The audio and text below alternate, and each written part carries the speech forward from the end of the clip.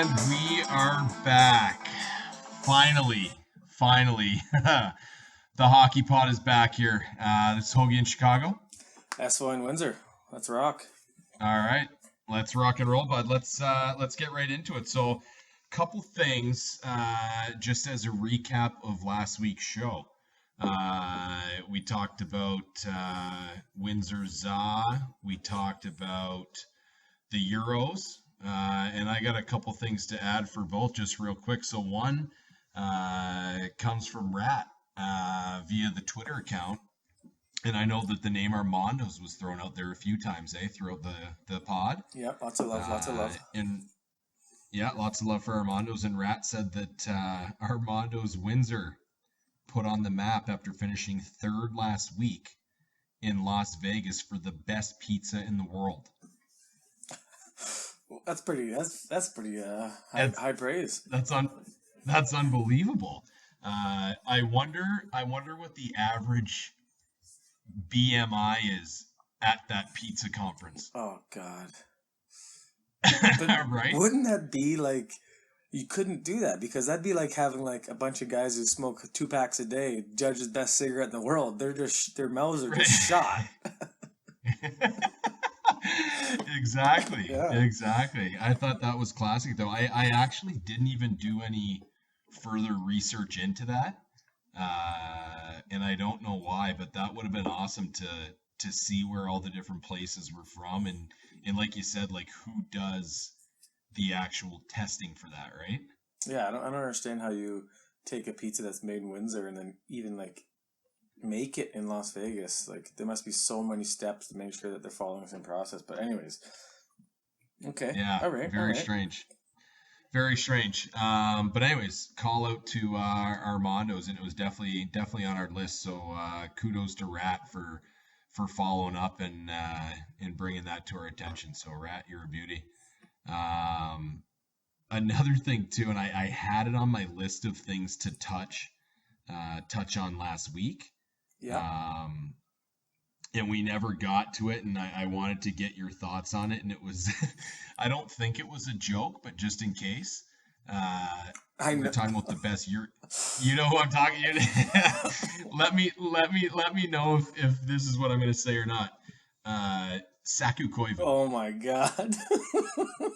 Yeah, right? Oh yeah. So it bothered me all week. That's all I thought about all week.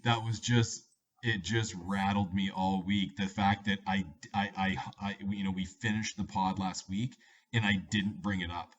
And I was kicking myself all week, and I don't think he was kidding. Right? It was from plot. He has to be kidding. Do you think though? Oh, I want. I mean, anyway. So let me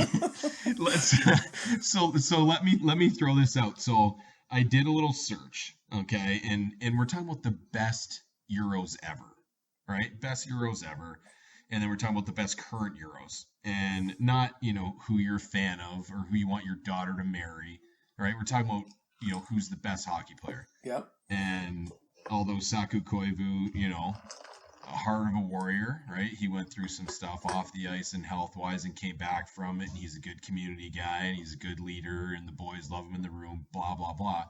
But all that doesn't make him the best Euro ever, right? So Saku Koivu, in his incredibly long career, right? 18-year career,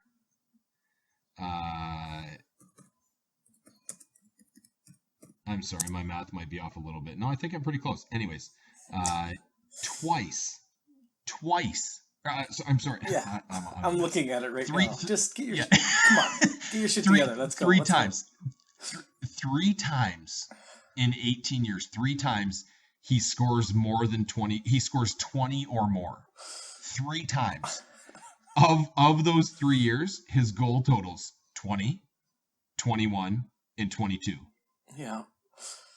Right? Yeah. So, I mean, I don't know if he's the best Koivu. Is he the best Koivu? No, not even close. I mean, I would take Mikko any day of the week, but hey. Yeah. But I mean, I know. he's I know. not even that good either. So it's just funny that No, he's because not. I guess we can't really take Jonesy's tweets with a grain of salt and then hope that Plot really means Sakakoivo so we can kind of chirp him. So I don't know if it's really Right. but it's good though. I thought the same thing. I was like, what is he doing? But yeah, I think it's got to be a Right. joke. And if it's not, I hopefully he's listening and he realizes how fucking stupid he is. Just kidding, Mike. I love you, buddy. But come on, wake up. Wake up. Oh, unbelievable. Yeah, that was in my kitchen all day. Yeah, great, or though. all week, I should say. Yeah. Another thing to touch on from last week, and I'll be quick because I want to get to all our stuff on the agenda, which you'll go through in a second.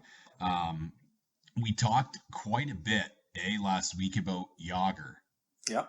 Right? Yami Yager, and just the unbelievable amount of points and, longevity that he brings it at a high level, right? Yep. And I'm looking at the draft, okay, the year that Yami was taken. And oh, God. Okay. Yeah, so he was, well, do you have it in front of you or no? I'm getting there right now. Okay, don't pull it up. Don't pull it up. Okay, so he was taken in the 1990 entry draft. What pick was he? Any idea? I think he was like mid-teens, right? No, he's 5. Oh, way off. I was way off. Yeah. So that's okay. So I put you on the spot. So he was fifth pick overall. Thank okay. you for that. Yep. So that means obviously there were 4 guys taken before him. Good job. Can you name 3 of them? Owen Nolan. Yes. He was first overall, right? He was. Yeah. Old Cornwall Royals in the OHL. Yeah. Scott Niedermayer? No. I'm out of guesses. Sorry. Okay. Big left-handed centerman for the Wings who had a brother by the same last name, obviously. Oh, Primo? Yeah. 3rd overall, Keith Primo. Okay, so it went like this, right? Didn't it go Nolan and was it Peter Nedved second? Yes. Peter with an R. Yeah. P-E-T-R. Yeah, one E. Petter Nedved. You got to pay by the letter in the old Czech Republic, so. Yeah. And who was 4? So it went Nolan, Nedved, Primo, and 4. I remember him. He was there's this list, and he's on the NHL all ugly team all time, right? Yes, correct. What is it? Yes, exactly. Yeah. He had long hair. What was his name? Hoagie, help me out. Yes. Massive beak on him. Oh. Huge beak. Oh. Yeah. Choppy stride, left-handed shot. Oh, Ricci? Is it Ricci? Yes. Oh yes. my God. Yes. If only Mike Ricci I would have put this much effort into school. How do I know the top 5 picks in 1990? Well, I didn't know I didn't know the 5th, insane. right? That's absurd. That's pretty good though, man. I did. I put you on the spot, and we didn't talk about this before, so that's pretty solid. Wow. But yeah, so Mike Ricci and then Yager, and Yager 5th overall. And I mean, compare, the other guys, not bad careers, right? Owen Nolan, pretty good. Nedved, not bad. Primo, not bad. Ricci, not bad, right? I mean, all those guys pretty good. Yager just head and shoulders above most guys that ever played the game, though, right? Yeah, it's always funny though to look at a draft. I just pulled it up right now. That it's funny how many. You know what I mean? I'm sure when they looked at this draft, every team on this whole list was happy. Yeah. Oh, for sure. That's why they say head scouts and GMs should not go back and analyze old drafts, right? Because every draft, there's 2 or 3 guys that you passed on that turned out to be 10 times better than guys that you were pounding the table for. So I looked at this is pretty funny. Brodeur went 20th overall. Yeah. He has more points than 6 of the guys in the first round that year.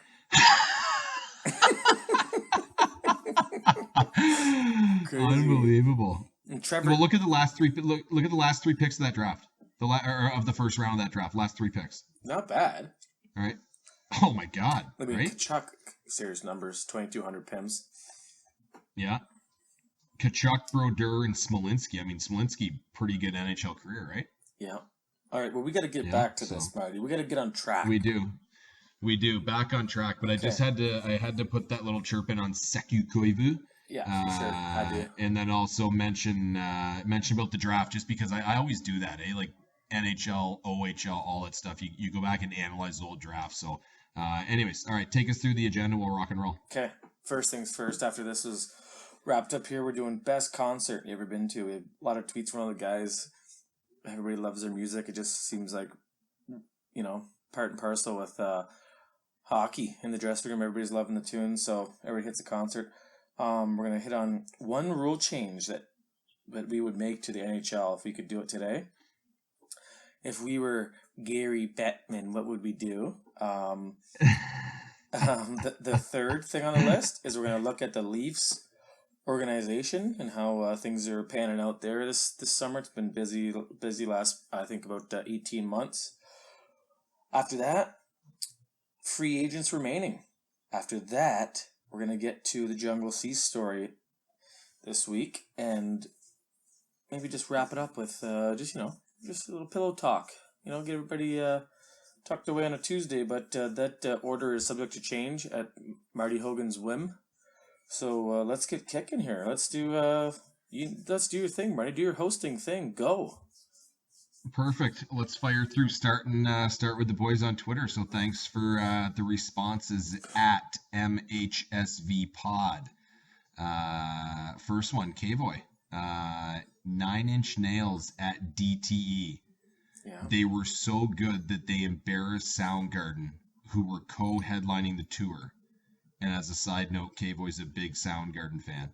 Yeah, huge Soundgarden fan. I think he went there to see Soundgarden more than 9 Inch Nails, but not by a lot. And they just embarrassed him off the stage. Hey, did you go to that one or no? No, I was on my honeymoon, I think, or something stupid like that. Okay. Nice. Excellent. All right, moving along. Got one here from a young woman named Jamie Voy. Never heard of her. New kids on the block. Joe Louis Arena, 1990. U2 Soldier Field. Yeah. And Def Leppard Fox Theater 2008 in brackets. Her and SV's first date. Oh, how sweet. That is very cute. Yeah. That's very cute. Pretty good list. What a wide range of concerts there. It is. A pretty diverse young woman. Yeah. Let's move on. Yeah. So next, Rat, Def Leppard at the Palace. This one's good, eh? Oh God. Def Leppard at the Palace. Travis Stevenson passed out 5 songs in, gets his shoulder pulled out trying to wake him up. Hashtag bobblehead. T shoulder, eh? Remember that? Jesus. Oh my God.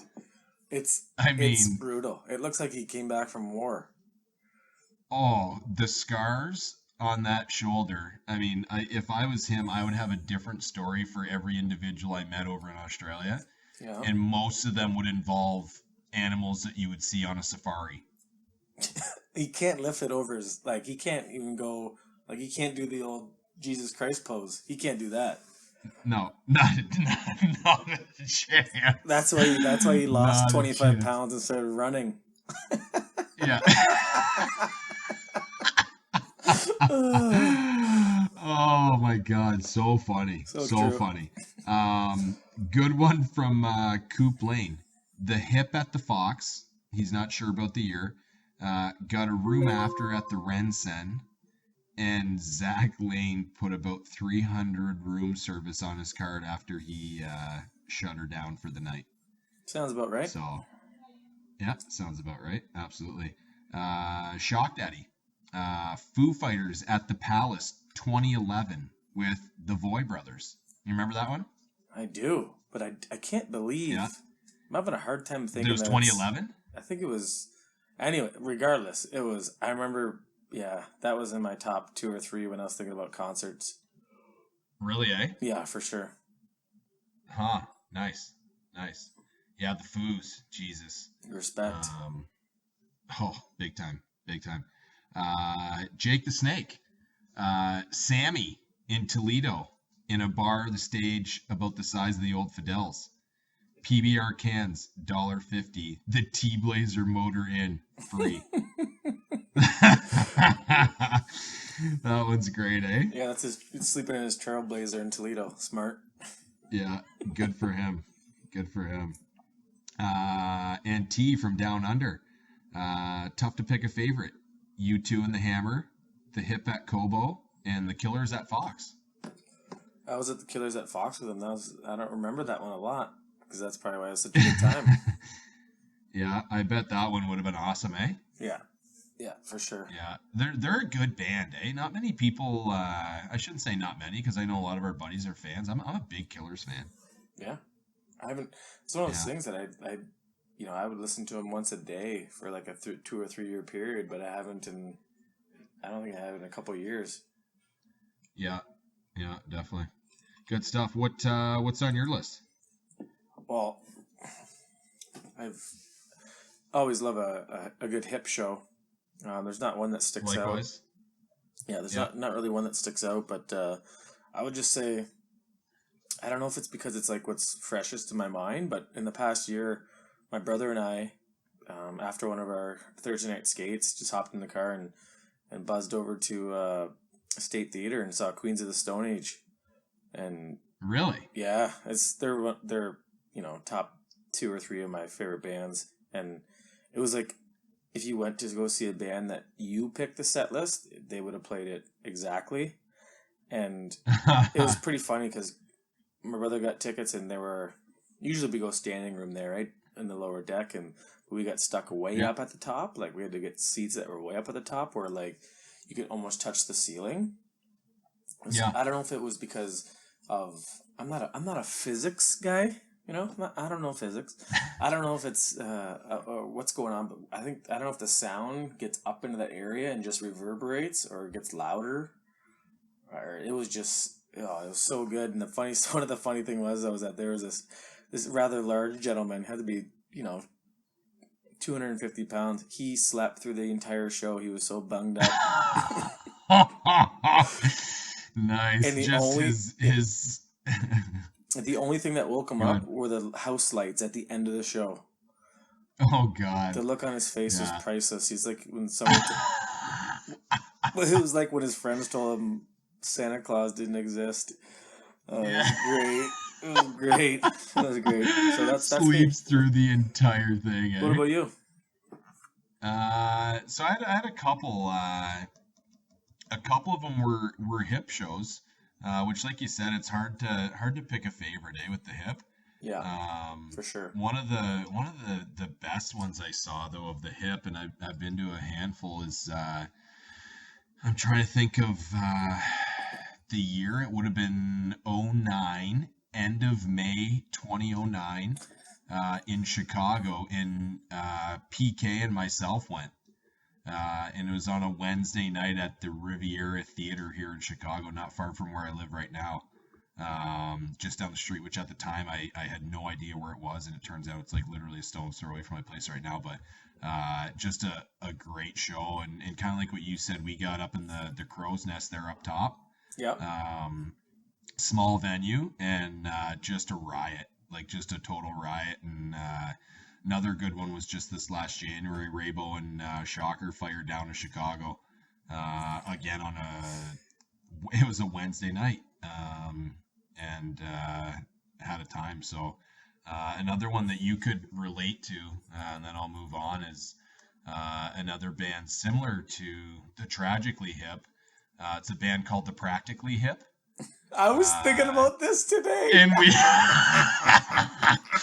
And we went to a concert on Canada Day. I think at the Canada Tavern, wasn't it? It's not there anymore, but yeah, that was it. It was right on Tecumseh Road, wasn't it? Yeah, it was right down from Factory Auto Sound. Yes. Yeah. And we were out all day on the boat at the swimming hole. Yeah. And went right somewhere after, don't know where, and then we show up there and it was like, I think $2 beverages of whatever beverage you wanted, and it was unbelievable. I remember you and I having a conversation with the lead singer. Oh my god, I remember this like it was yesterday. and just loving him, showing some serious love. Yeah, you kept calling him Gord. I'm calling him Gordon. I'm telling him how, you know what, I love you so much, man. One of my favorite shows was when you were up in Sarnia at Bayfest, and loved you in Toledo. Remember you signed my ticket stub in Toledo? Yeah. And he's looking over, and I think he corrected me about 17 times, right? Going, look, buddy, I'm not Gord, okay? He's just so mad, so annoyed. Because he thinks you're doing it on purpose to be a dick, which I don't know if you were or not. Oh yeah, that's funny. Not at all. I thought in the deepest part of my heart that was Gord. Yeah. Wow. Yeah, that was. Yeah, that was a I good knew time. I had to throw that one out. I knew you'd appreciate that one. So. Oh, I drove by there today, and I'm like, oh. Next time you drive by, you have to take a picture of where it used to be. I don't even know where it used to be. And send it to me. I don't even know where it used to be. If you gave me $1 million, $1 million, and said go to where that concert, I couldn't tell you. Oh, for sure. I couldn't. No clue. But great time. Yeah. Great time. All right, let's move on. Moving on to the rule change. What is one rule change in the NHL that you would do? You go first. Start us off, bud. Okay, as obviously a member of the goaltenders union, I'm just I hear everybody saying about got to get more and more scoring, shrink the goalie equipment, make bigger nets. Like I can't believe anybody even utters bigger nets. Those words is the stupidest thing I ever heard. But agreed. Oh, so dumb. The thing is, though, is that this is like a twofold change. I would outlaw the plastic shot blockers on the players' feet, and I would make it a 2-minute minor for leaving your feet to block a shot. You should not for leaving your feet. Yeah, you should not be able to slide to block a shot. If they want to, if they really want to pick up scoring. You shouldn't be able to protect your feet to make you invincible because all the other gear on your body is making you invincible. Right? Okay. You protect your feet and you can't no more shot blockers on your feet and no more sliding to block shots. I think there'd be a lot more scoring, a lot more lanes to get pucks through. I'm sure some guys might lose their jobs if they're really good at that stuff, but this is one of the changes I'd make because it's ridiculous. In the playoffs, it's good hockey. I love the NHL, believe me, but I'm saying that, yeah, it should be, that'd be a change I'd make just to pick up some scoring and see the skills that I really want to see. I don't care how good of a shot blocker you are. I want to see a guy that can make a good pass and score a goal, you know? Wow, that's, I like that. And honestly, I've never really thought of that. Yeah, to be 100% honest with you. And I'd be curious to know the website you read that off of. You know what, Marty? You know what? I like this. Okay, well, can't wait to hear your rule. Let's go, bud. This is gonna be real good. Wow, I'm just trying to get Tim laughing in Nashville. I didn't mean to break your heart there. No, that's good. Don't worry about him, okay? Don't worry about him. Actually, you know what? It's been a discussion that my brother and I have had over the years, but yeah, but thanks, Marty. You go ahead now. No, I do like that though. So what would be your change? So you're saying what, a 2-minute penalty or something if you slide or whatever? Yeah. Okay. Yeah. So the plastic protector is obviously easy, right? It's an equipment change. You can't have them. And then what you're saying, 2-minute, call it whatever you want for sliding to block a shot. Yeah. You can still go down on one knee, but you can't lay out because that's just, I think that's defeating the purpose of it. They really want to, they keep talking about scoring. That's all I'm saying. Okay. You heard me the first time. You heard me the first time. Just to be very picky though. So you would be okay with guys going down on one knee but not two, right? Right. Gotta have a skate blade on the ice. Okay. All right. Interesting. Yeah, I do like that. And I agree with you. I mean, you make that change and scoring lanes open up big time, right? Yeah, for Uh, sure. and I'm a big, I think both of us are, but I'm a big fan of guys just diving and Oh yeah, sacrificing their bodies, it's great. It's especially in the great. playoffs, right? Mm-hmm. Best thing ever. But like you said, if you want to increase scoring, that's going to open up both shooting and passing lanes. And it's yeah, I mean it's going to create more scoring opportunities. Yeah. Yep, Okay. for sure. Interesting.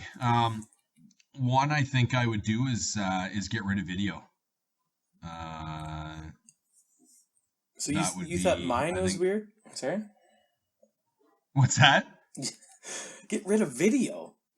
Okay, Yeah, sorry. get Prove rid your of point. video. Go. You go. I'm sorry. I'll let Yeah. you go. No, that's there's not much to it. Just get rid of video. And I mean, obviously everybody makes mistakes, right? Players, coaches, referees. Uh, but I think that it's just getting a little bit out of hand with everything that's being reviewed. And all of a sudden, like, I mean, what's next, right? I mean, penalties right now are being reviewed, and the goals and stuff. I get, but they didn't have it for years. And I know technology is way better, and you want to get the call right. I do get that, but in a sport where there's so much, something very subjective, uh, to take that away with video, I don't know. I mean, sports is, baseball's getting into it now, with the replays and stuff like that. And me personally, I'm not a huge fan of it. So Why is it just that you don't like the delay in the game? You don't like what it stands for, or you just yeah, a little bit of both, to be honest with you. The delays, are a little bit annoying, and it depends what side of the fence you're on, right? I mean, the team, you get the call right, and you're glad that they have it, and it works against you, and you think it's stupid, right? yeah, for sure. And I've never been involved in a game, when we played, they didn't have it, obviously, and we didn't play at high enough levels where it would ever come into play, so it doesn't matter. Right. But, so, I was always fine with, whatever the ref saw, he saw, and you know what? He missed calls on both sides numerous times each game, and that's just the way it was. And, you take the good with the bad and you go from there. I mean, if I was in a game 7 of a championship and the winning goal worked against me and I knew that it wasn't legit and then video could prove it, I would probably change my tune. But again, that's the nature of sports and competition, in my opinion. Yeah, yeah, that's a good point. I mean, they should do is just let's go back to wood sticks. Wood sticks and no buckets. Yeah, no helmets. Wood sticks and no buckets, and see who wants to leave their feet and dive in front of shots, right? Exactly. Perfect. Yeah. Yeah. So, yeah, it's interesting. I think it is, and yeah, I don't know, something to think about. Yeah, for sure. And anybody else that has an idea out there, feel free to tweet us what you would do. Another thing that I was gonna say at the start. Sorry, Hoagie, to chime in here, but we're definitely gonna set up a Gmail account for the podcast, Facebook page, where we can hit a wider range of people out there. I think Twitter is great, but we just want to get as many people involved as possible, right? Yeah, absolutely, 100%. 100%. One thing, you being in the goalie fraternity, right? What would be your thoughts on when a tender strays outside of the net, he's fair game? That's the stupidest thing. Why is that? Because you can't just flip the switch on goalies, and because there's 12 forwards on the bench. There's only 2 goalies. You can't. Okay.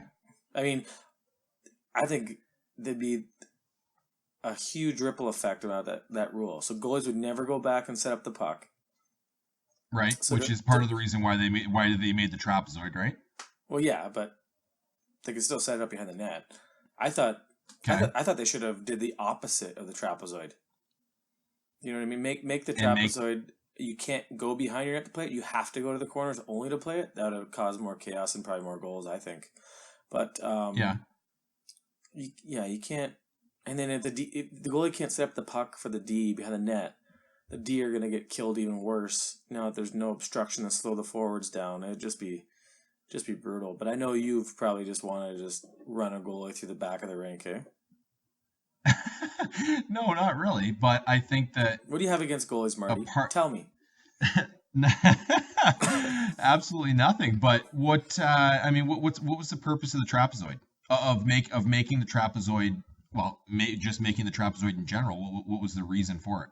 To make sure they don't go out and like part of what you're saying is true. Like they want to make sure the goalies don't go out and like dictate play. Like Brodeur and Belfour and Turco and those goalies would like get in that corner and fire down the length of the ice to a forward. I don't know why they wanted to get rid of that, but yeah, I could see you making a rule where like you can't go out of the net and play the puck behind the goal line, but you can't make a goalie fair game for body checks. Okay. I know that. Right. I know that reaction. You don't agree with me, so you go, okay. No. Okay. No, I don't agree, which is why I brought it up. And that's okay. We don't have to agree, but I think that with them being, and by fair game, I'm not saying that you just run them. I'm saying that you treat them the same way you treat a defenseman. I don't think you're going to see goalies just getting smoked, but you're going to see them getting bumped every once in a while. I mean, how many times do you pick a D-man, right? I mean, anybody, doesn't matter. Pick, whoever. Pick a D-man, Scott Niedermayer, right, Char, Lynch, anybody. Pick a D-man. Those guys don't just get absolutely mauled when there's a soft dump into the corner, right? Because they're smart enough to not put themselves in that position. So just because you make goalies fair game, although goalies have never been accused of being super smart, you don't have, you got to trust that they can, you got to trust that they don't put themselves in that position, right? But I think that by making it fair game, they're going to change the way that they leave the crease, which again, on dump-ins and things like that, it doesn't allow them to stop the puck and to set it up. And that being said, too, it might make teams on the offense think about dumping the puck in, right? So it might cause teams on the offense to create more plays as well. Yeah, I don't know. So, I'm just thinking out loud. I don't know. Yeah, I mean, I want to load the kids up, pay $400 to see a team dump it in. Well, I don't know. Something to think about. No, something to think about. Listeners, don't think about that. All right, moving on. Okay, moving on. Good. I wanted to get your thoughts on, and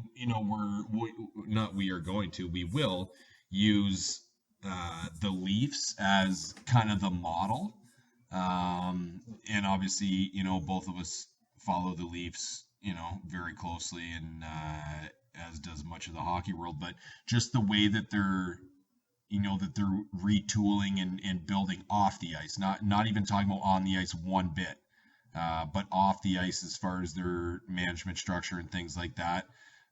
What are your thoughts? Because it started with Kyle Dubas last year, right? Before Shanny. I mean, you probably know better than I do. Shanny first. Yeah. Shanny first, and they had Nonis, right, as GM. Yeah. And then they hired Dubas, and they went through that debacle last year, and then got rid of Nonis. Debacle just meaning their terrible season, right? Correct, yes. Yeah.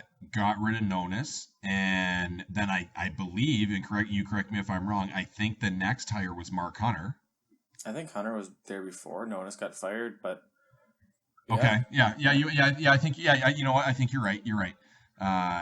And then they got rid of Nonis, and there was kind of that unknown period, or maybe it was unknown to the lamers like us, but maybe not to the people on the inside. But they weren't sure if they were going to have a GM, and then all of a sudden Lou gets hired, out of the blue, yeah. And then who does Lou bring in as his special consultant? Jacques Lemaire, right? Yeah.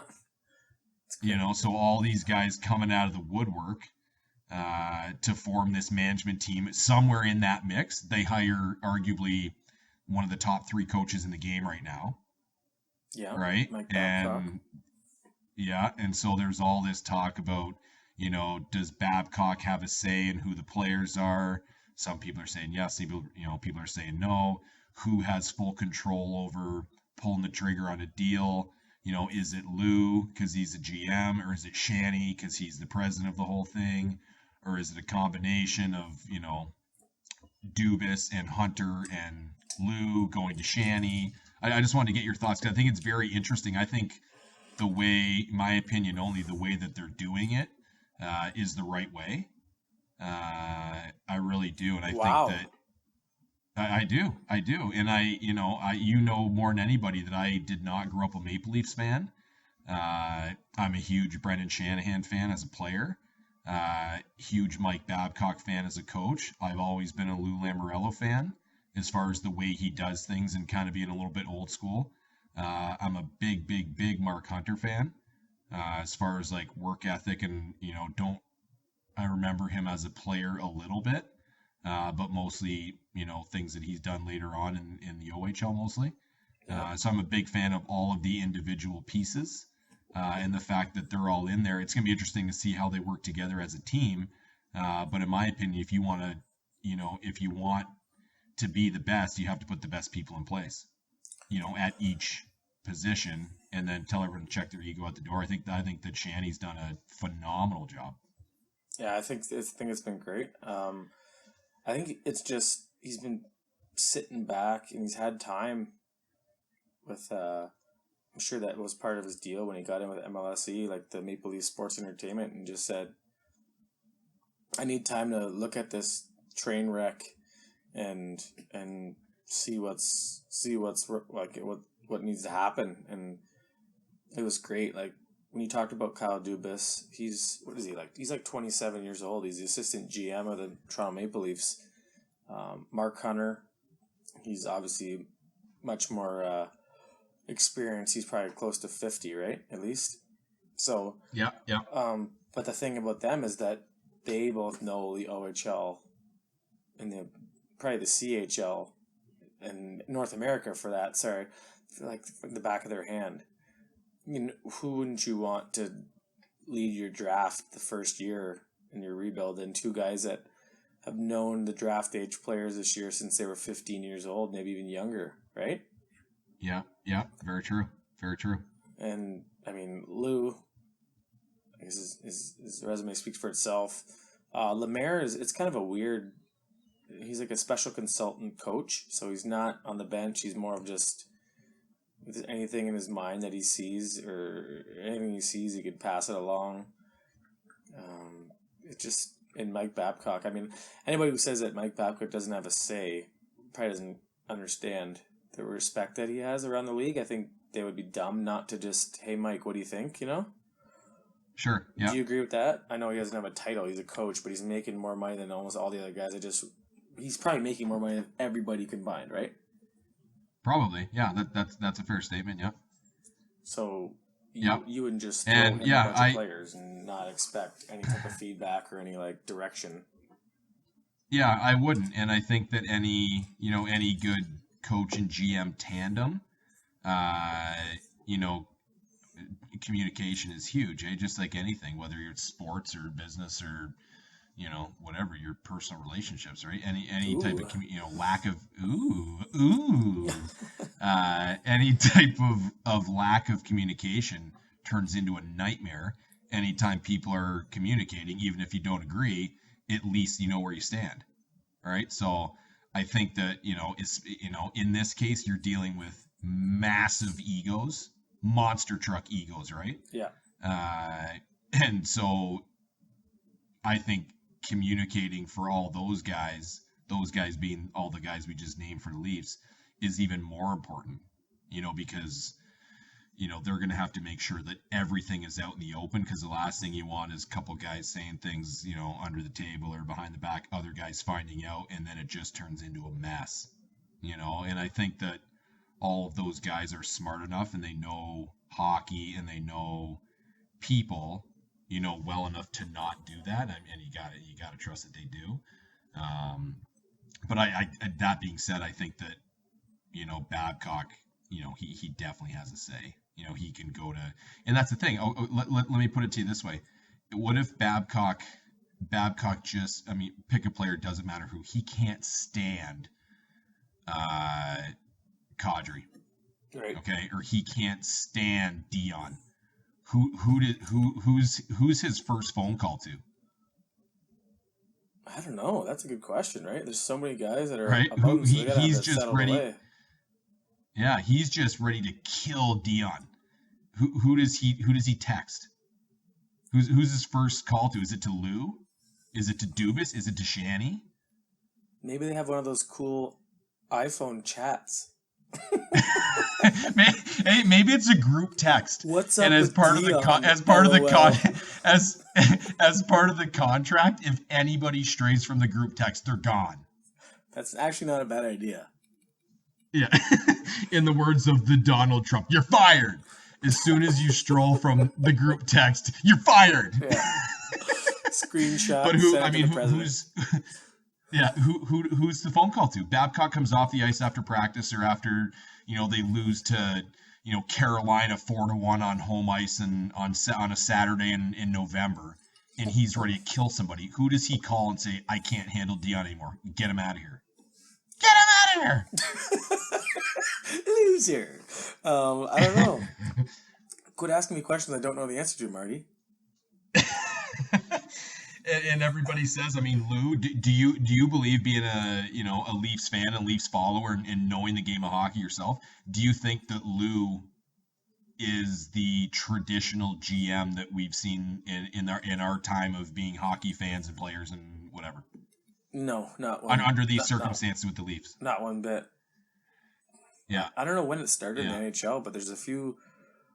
I always think right off the top of my head of Joe Sakic and Patrick Waugh and Colorado, where obviously Waugh's the coach, Sakic's the president, and Greg Sherman's the general manager. But when they talk in the media and everything, it's all about Sakic and Waugh, right? So that general manager job seems more like a committee thing. There's no not as many places have that full autonomy where you just do whatever you want. So with the Leafs, I think it's worked out pretty well.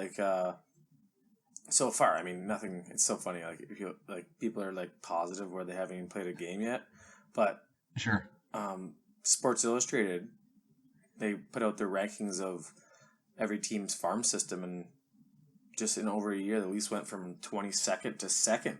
The guy had the Leafs ranked 2nd behind Edmonton only, which was really which caught me off guard because they had Mitch Marner as the 4th best prospect in all of hockey.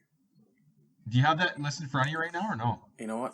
I could find it in a second, but that's interesting. The Leafs, they had Mitch Marner 4th best in hockey. Yeah, they had obviously the 2 that went this year, right? They went McDavid, Eichel. Yeah. And then it went to Sam Reinhart. Yep. On Buffalo. On Buffalo again, and then they went with Marner, even ahead of the guy who went before him this year. Strong. Yeah. Huh.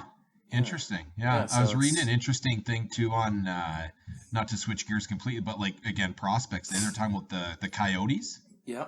And a bunch of their prospects. You go through the Coyotes list of top prospects, Max Domi being one, how they're talking about how, he's hoping to make the team this year, blah, blah, blah.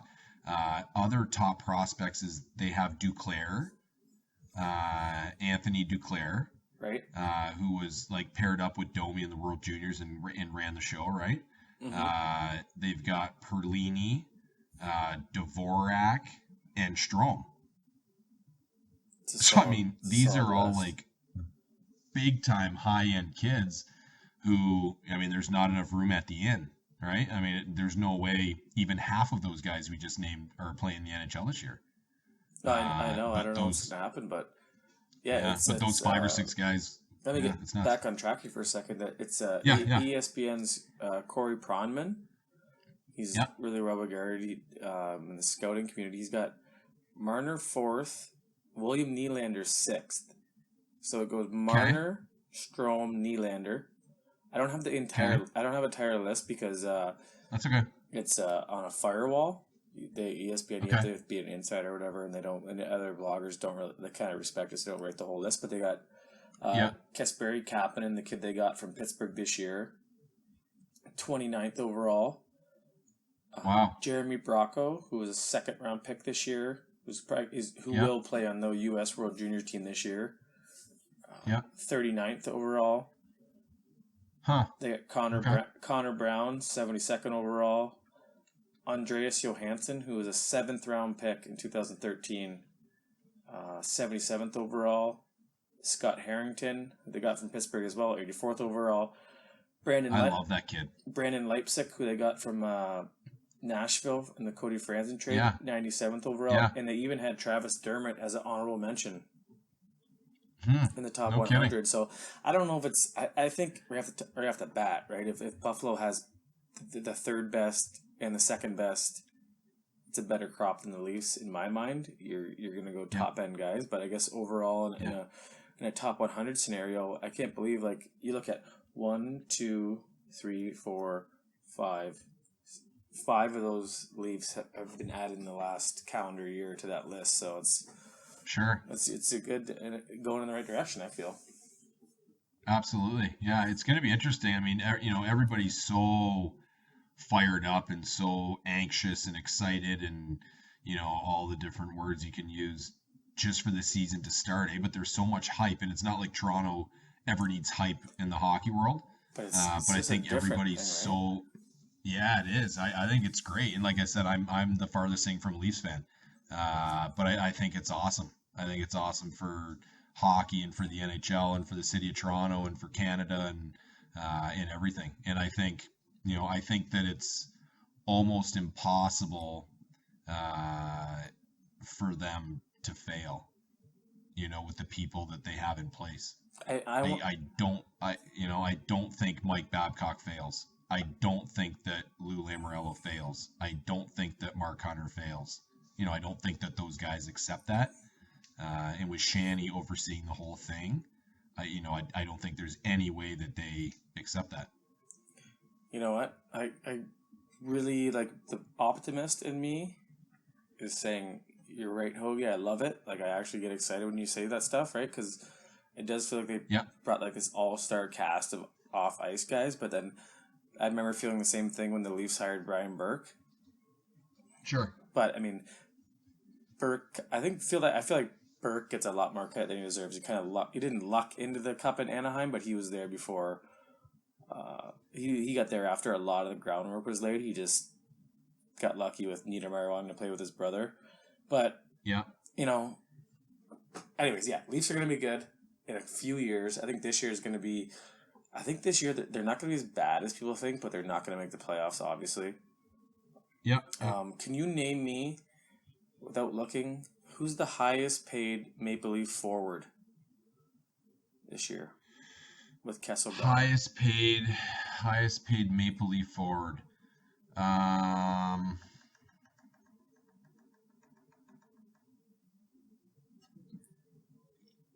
Give me a hint. Did you shoot right or left?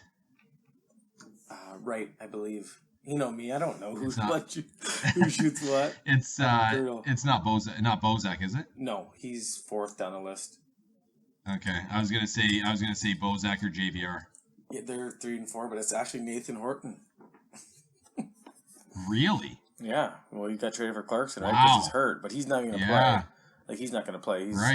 He's got, like, debilitating back. I guess his back is so bad where it's either he has to make the decision to get 2 vertebrae fused in his lower back, which will essentially finish his career. So he hasn't done that. Yeah.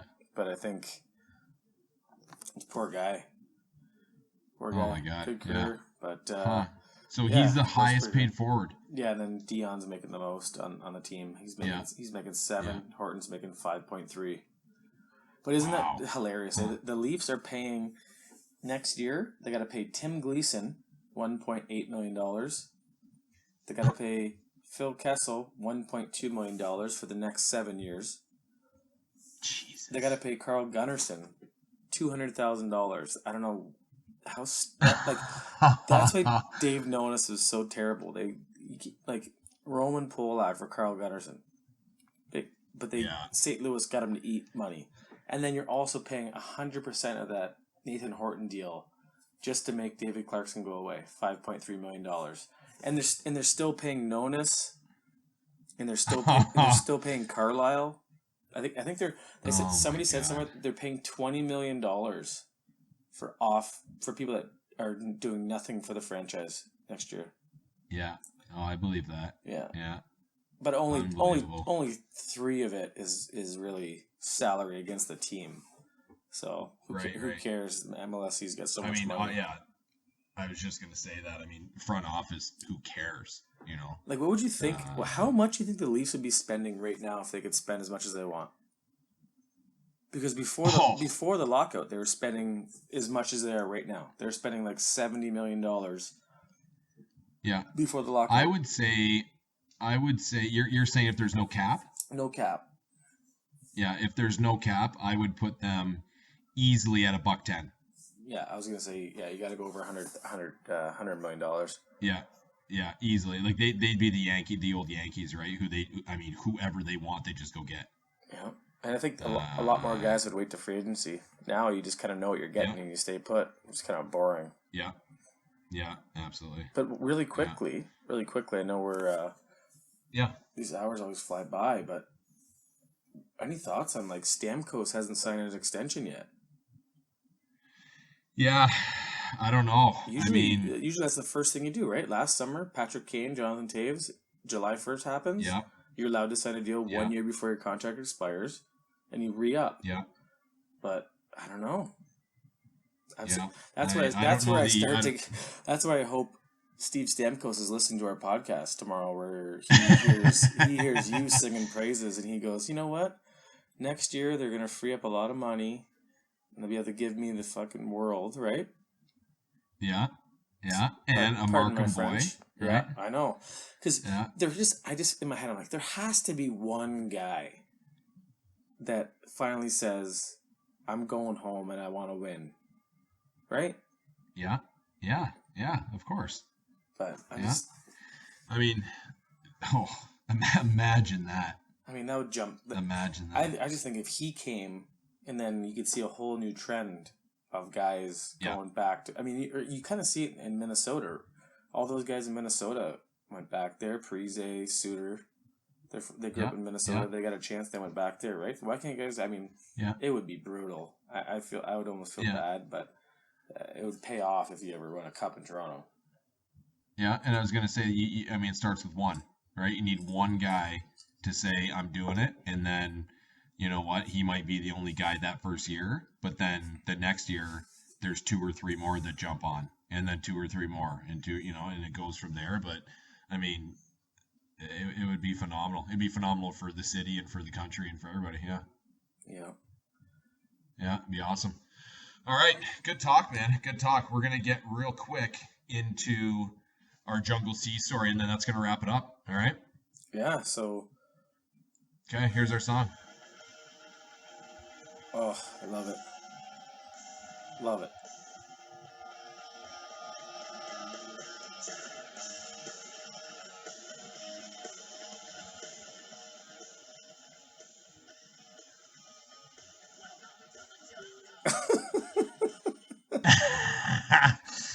All right. So I was trying to think. Yeah, it's your turn. It's your turn.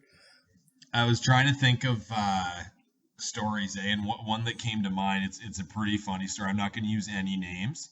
It doesn't really matter. But anyways, I was playing in Blenheim, the old Blenheim Blades, right? Yeah. And so we are playing in Wallaceburg, okay? And we go in there. Our team was like 500 at best at this time. We finished a few games under 500 just because we got a bunch of guys back from Chatham Junior B who carried the team and are, whatever. We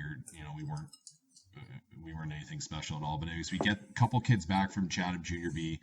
One kid had a cup of coffee with Sarnia in the O. Pretty good player, forward, goal scorer, kind of soft, but could fill the net. So we go into Wallaceburg, and he's just running his mouth. He was just a mouthpiece saying that all the time. Yeah. And so he's run his mouth. and he shows up when he wants. Just one of those older guys, who, I've been there, done that. Who are these guys? Right, the I'm worst. better than everybody. The worst. Yeah, and but still, he'd go out there and get 6 points in a night, without even breaking a sweat. So he had, sick flow coming out the back of his bucket, and so fans are chirping him and calling him a broad, and he's giving it back to the crowd, and then he goes out, he pots 2 in one shift. He's pointing at the fans, blowing kisses, doing everything, right? So the place is going nuts, eh? So fast forward, we're down 4-3, and we're down 4-3. He scores. Don't know the timing of it. So many years ago, right? He scores in the final. Called the final 3 minutes of the game, to tie the game at 4. That was his 4th goal of the game. Really? Okay, so he had all of our goals. He scores with a couple minutes left, 3-4 minutes left to tie it at 4. And he's blowing kisses. He's on the bench. He's spraying water into the crowd, taking off his bucket. Oh yeah. Something about Wallaceburg, right? Yeah. And so he's taking his bucket off, and fans are throwing stuff. He's going nuts, right? So he goes out, and I kid you not, he's got all 4 goals. In the opening couple minutes of overtime, he gets a penalty shot. I don't know how. I don't remember the circumstances. I can remember the ensuing events like it was last night, right before bed. He gets a penalty shot, so he does like the Mighty Ducks wind up, right? Like the big circle circle at center ice. I think he like undid his chin strap of his bucket, and so he does the big loop. He goes in and just dangles the goalie backhand shelf. Really? Like 5 in a game? Oh yeah, 5. We win 5-4 in OT. He gets all 5. So he skates to center ice and he tips his stick. I'm gonna try and paint you a visual. He skates right to center ice. The puck's like tucked underneath the crossbar. He didn't even fall down. He just shelves this thing, and he goes ripping to center ice. We're still on the bench. Skates as fast as he can to center ice. Slams on the brakes. 2-foot stop. He flips his stick over so it's knob first, going down into the center ice hole. He pretends he's drilling a hole to ice fish, augering it out, and right? he auger into the water right at the center ice dot, and then he tips his stick back up so it's parallel to the ice, and he pretends he's fishing. Come on. We look over, and there's 6 guys hopping the Wallaceburg bench after him. What? Really? And he's standing there with his back to the Wallaceburg bench, and we're looking, and we're like, there's no chance that any of us can get to him before they do. And it was like watching like like a bird with no wings on the edge of the water, and an alligator's just coming after it, right? And we're like, no, it was in like it's in slow motion. So he's hot dogging the crowd. He's pretending to fish at center ice, and there's 6 guys just racing towards him. And it was like that scene, whatever Waterboy or whatever scene, and they just like a Goldberg spear. They just spear him, and he just gets like thrown across the ice. Gloves are off. Our bench jumps in. Their bench jumps in. Everybody's just trying to figure out what's going on. And at the end of it all, he comes up. He's got a little cut on his nose, and he's still blowing kisses. He's doing the Shooter McGavin gun to the crowd. And then, same thing. You got to go through the lobby there, eh? So, cops are in the lobby, and fans are screaming that they're going to kill his mother. And That's for sure. Especially in Wallaceburg. Oh, just so funny. But yeah, so that game, he gets 5, including the overtime winner on a penalty shot. Like, so funny. Yeah. Wow. So funny. So, a good old... Nice. Good old Jungle Sea story. I was trying to literally think of that as I was driving home from work today. I'm like, what can be my story? And that one popped in, and I hadn't thought of that one in years. Yeah, you gotta go with your gut feeling. Yeah, that paints a good picture there. They're always very entertaining, so you just gotta go with it. Yeah, so that's look at that, bud? Right on time. Look at that. Crazy. Wild. Yeah, pretty dead on. So anything to add before I we was just sign gonna off say here? one thing. It's funny that you mentioned that story Yeah. that you just told, because today on NHL Network, when I was hanging out with Brooksy, it was that game where Sergei Fedorov scored 5 against Washington. Remember, against Jim Carrey Oh in that? yeah. He scored the overtime goal too. Yeah. Oh Crazy. yeah. He had some one-timers, those Russians throwing that puck around. Yeah, crazy. Oh yeah. Listen to this. We got a live tweet in during the show right now. Really? Our friend Mike Plant. Can you hear us? Yeah. Right. Is this thing bugged? Is my room bugged? Plant says he's talking about concerts. AC/DC with the boys in that Gong Show limo bus. Foo Fighters at the Palace with the wifey, and Eminem and Jay-Z. So With the I wife? do remember AC/DC with the wife? Yeah. Come on. I do remember that AC/DC one at the Palace, at the Palace with that bus. Remember that? Yeah, there's a couple stories for that one too. There were. We don't have the time to permit, but we'll get into it on a recap next week, maybe. Yeah, probably not. Okay. Yeah. All right, buddy. That's it. So good chat. The fourth pod in the books. Absolutely done and ready to go. So we'll get this out to the boys as soon as we can. Right on. All Okay, right. fellas. Good talk, buddy. Keep talking to us. Love you guys. Love you, Hogue. See ya. Absolutely. Love you. See ya. Bye.